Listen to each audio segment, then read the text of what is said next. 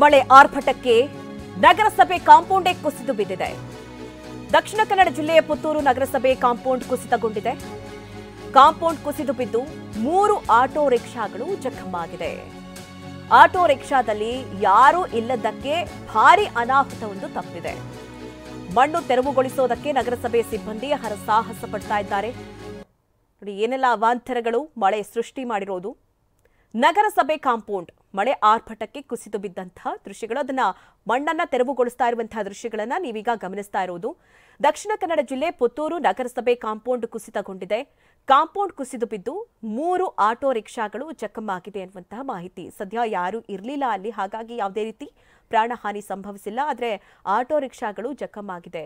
ಅದನ್ನ ಮಣ್ಣು ಏನಿತ್ತು ಕಾಂಪೌಂಡ್ ಬಿದ್ದಂತಹ ಮಣ್ಣನ್ನ ಈಗ ಸದ್ಯ ತೆರವುಗೊಳಿಸುವಂತಹ ಪ್ರಯತ್ನಗಳು ನಡೀತಾ ಇದೆ. ದಕ್ಷಿಣ ಕನ್ನಡ ಭಾಗದಲ್ಲೂ ಕೂಡ ಭಾರಿ ಪ್ರಮಾಣದಲ್ಲಿ ಮಳೆ ಆಗ್ತಾ ಇದೆ. ನೀವು ನೋಡಬಹುದು ಯಾವ ರೀತಿ ಮಳೆ ಇದೆ ಅಂತೇಳಿ. ಈಗ ಹವಾಮಾನ ಇಲಾಖೆ ಮುನ್ಸೂಚನೆ ಕೊಟ್ಟಿರುವಂತೆ 3 ದಿನಗಳ ಕಾಲ ಭಾರಿ ಮಳೆ ಮತ್ತೆ ಬಿರುಗಾಳಿ ಸಹಿತ ಮಳೆ ಸುರಿಯುತ್ತೆ ಅಂತ ಹೇಳಿ.